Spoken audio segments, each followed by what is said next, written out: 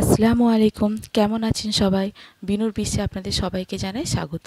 আজকে যেটা বানাবো সেটা আমরা রেস্টুরেন্টে গেলে আগেই কিন্তু আমাদের নজর কাড়ে। আমরা অনেকেই এই ডিশটা খেতে ভীষণ পছন্দ করি, সেটা হচ্ছে তন্দুরি চিকেন। চলুন বানাই, রেসিপিটা শুরু করা যাক। আমি একটু বড় বড় পিসের চিকেন নিয়েছি। নিয়ে চিকেনগুলোকে এইভাবে কাটস লাগিয়ে দিয়েছি। এই দেখুন, একটা ছুরির সাহায্যে এরকমভাবে পেঁচিয়ে দেবো চিকেনগুলোকে, যাতে মশলাগুলো একেবারে ভেতর পর্যন্ত ঢুকে যায়। আমি যে সাইজে নিয়েছি আপনারা একটু ছোটো সাইজও নিতে পারেন। আচ্ছা, আমি এবারে ফার্স্ট ম্যারিনেশনটা করব। একটা বোল নিয়ে নিলাম, নিয়ে চিকেনগুলোতে আমি লেবুর রস, আমার এখানে যতগুলো চিকেন আছে তার জন্য আমি 2 পিস লেবুর রস দিয়েছি। লেবুর রস দিয়ে ভালো করে মাখিয়ে নেব প্রথমে। তারপরে এতে দেব পরিমাণ মতো নুন। নুনটাকে দিয়েও সুন্দরভাবে চটকে চটকে মাখিয়ে দেব। যে কাটসগুলো লাগিয়েছি সেই কাটসগুলোকে ভালো করে নুন দিয়ে মাখিয়ে দেব আমি। এরপরে আমি দিয়ে দেব কিছুটা গোলমরিচ গুঁড়ো। এইগুলোকে মাখিয়ে আমি আধ ঘন্টার মতো রেখে দেব। এবার অন্য একটা বলে আমি জল ঝরানো টক দই নিয়ে নিলাম শুকনো লঙ্কা গুঁড়ো বেশ খানিকটা। এবারে নিয়ে নেব তন্দুরি চিকেন মশলা, এটা একটু বেশি করেই দেব। এরপরে নিয়ে নেব গার্লিক পাউডার, তারপরে নিয়ে নেব জিঞ্জার পাউডার। এতে চাইলে আদা রসুন বাটাও দেওয়া যায়, কিন্তু শুকনো ভাবটা রাখার জন্য আমি পাউডার দিচ্ছি। দিয়ে দিলাম চাট মশলা, বিট লবণ দেব কিছুটা সামান্য পরিমাণের। এবারে দিয়ে দেব খানিকটা সর্ষে তেল, এই 1 টেবিল চামচের মতো সর্ষে তেল দেব। দিয়ে সবগুলোকে খুব সুন্দরভাবে মাখিয়ে নেব।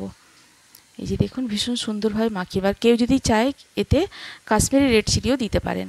আচ্ছা, এখানে আমি ফুড কালার ইউজ করছি, এটা কিন্তু অপশনাল, কেউ দিতে পারেন নাও দিতে পারেন চাইলে। এটা আপনি অনলাইন পেয়ে যাবেন, এই কোম্পানিটা যেটা আমি ব্যবহার করছি। দেখুন ফুড কালারটা দিতে কি সুন্দর কালারটা এলো।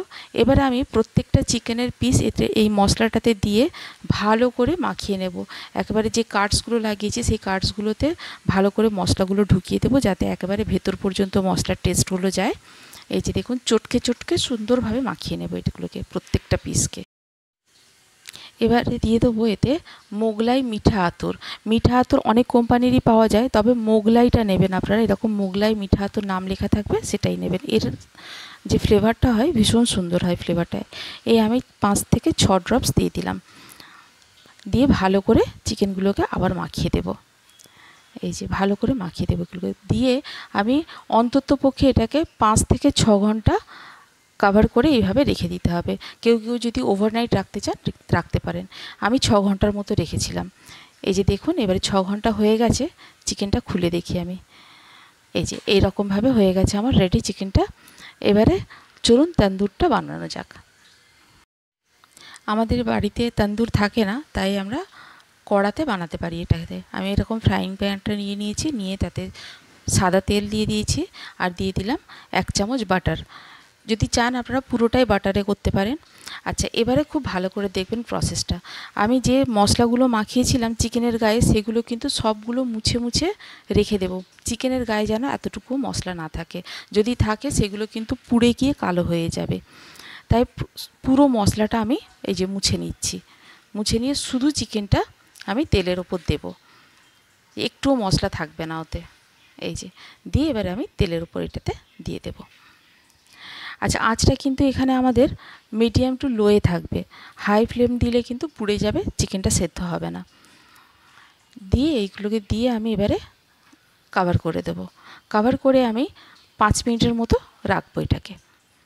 এই যে 5 মিনিট পরে খুলে দেখুন, এক সাইডটা আমি উল্টে দিলাম। এই যে দেখুন, হালকা হালকা লাল হয়ে গেছে। আমার পুরোটা করতে টোটাল 40 মিনিট সময় লাগবে। এই যে দেখুন, আবার 5 মিনিট পরে আমি খুলে দেখলাম কিছুটা জল বেরিয়েছে। জল বেরোলেও এতে ভয় পাওয়ার কিছু নেই, এই জলটাতেই চিকেনটা সেদ্ধ হবে, পরে কিন্তু জলটা শুকিয়ে যাবে। আবার আমি ঢাকনা দিয়ে কিছুক্ষণ রেখে দেব। এই যে দেখুন, আবার ঢাকনাটা খুলে আরেকবার আমি এই যে উল্টে দিলাম। এই দেখুন, বেশ খানিকটা লাল হয়ে গেছে একটা সাইড। আবার অন্য সাইডটা দিয়ে আমি ঢাকনা দিয়ে কিছুক্ষণ রেখে দিয়েছিলাম। এই যে দেখুন, পুরোটাই এবারে হয়ে গেছে, জলটা পুরো শুকিয়ে গেছে, তেল ছেড়ে দিয়েছে। আমার চিকেনটাও সেদ্ধ হয়ে গিয়ে একেবারে রেডি হয়ে গেছে। এই যে এবার আমি পরের প্রসেসটা দেখাচ্ছি। একটা আমি কাঠকয়লা নিয়েছি, নিয়ে এটাকে আগুনে দিয়ে ভালো করে পুড়িয়ে নিয়েছি, নিয়ে একটা ফয়েলের বাটি তৈরি করে নিয়েছি, নিয়ে কাঠকয়লাটা ফয়েলের বাটিতে রেখে দিয়ে তাতে একটু বাটার দিয়ে দিলাম। দিতে আমার যে স্মোকটা বেরোচ্ছে তাতে এবার আমি লিডটা চাপা দিয়ে দেবো, যাতে পুরো চিকেনটা স্মোকি ফ্লেভারটা আসে। যে তন্দুরের যে স্মোকি ফ্লেভারটা সেটা কিন্তু এটাতেই আসবে। আমাদের যেহেতু বাড়িতে তন্দুর থাকে না, এইভাবেই ফ্লেভারটা আমাদের আনতে হবে। এই যে 5 মিনিট তারপর আমি রেখে দিয়েছিলাম হালকা আগুনে, রেখে দিয়ে এই যে 5 মিনিট আমার হয়ে গেছে। এবারে কয়লাটা আমি তুলে ফেলে দেব, দিয়ে গ্যাসটা বন্ধ করে দিলাম। তন্দুরি চিকেন আমার রেডি হয়ে গেছে। আচ্ছা, এরপরে পরের প্রসেসটা দেখুন। আমি একটা অ্যালুমিনিয়াম ফয়েলকে কেটে নিয়েছি, নিয়ে গ্যাসের উপরে দিয়ে দিয়েছি যাতে গ্যাসটা নোংরা না হয়, এই জন্যেই দেয়া। দিয়ে তারপরে আমি গ্যাসের যে মুখটা থাকে সেই মুখটাকে এরকম ছুরি দিয়ে বার করে দিচ্ছি যাতে ফ্লেমটা বেরোতে পারে। এই যে এবার আমি প্রত্যেকটা চিকেনের পিসকে এইভাবে ফ্লেমের মধ্যে রেখে হালকা করে সেঁকে নেব। খুব বেশি সেঁকবেন না যাতে পুড়ে যায়, এরকম সেঁকার কোনো দরকার নেই, একটু হালকা হালকা পুড়বে এরকম। এই যে হালকা হালকা লাল হবে, হালকা হালকা পুড়ে যাবে যাতে পোড়ার গন্ধটাও আসে।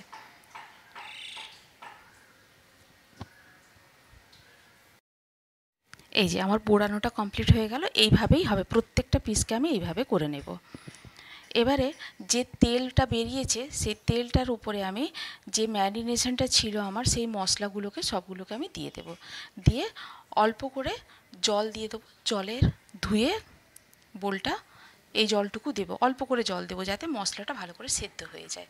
দিয়ে হালকা আগুনে প্রথমে নেড়ে নিতে থাকবো যাতে টক দই আছে তাতে দইটা না কেটে যায়। এবারে এতে আমি অল্প করে ফ্রেশ ক্রিম দেব, এই 1 চামচের মতো ফ্রেশ ক্রিম দিয়ে ভালো করে মাখিয়ে নেব মশলাটার মধ্যে।